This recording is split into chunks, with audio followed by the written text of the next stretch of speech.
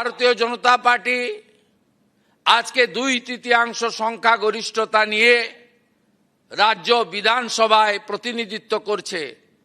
সেটাতে আপনাদেরও বিভিন্ন বিষয়ে দলের মাধ্যমে সরকারকে, মুখ্যমন্ত্রীকে খবর দেওয়া প্রয়োজন রয়েছে।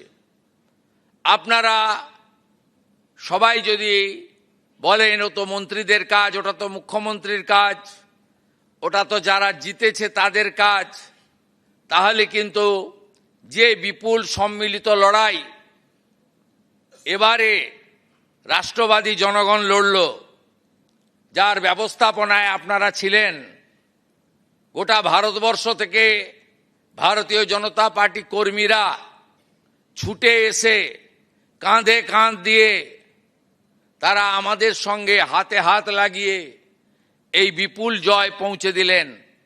আমরা তার সার্থকতা লাভ করার ক্ষেত্রে আমরা পূর্ণতা পেতে নাও পারি, এক্ষেত্রেও আপনাদের সচেতন হওয়া দরকার।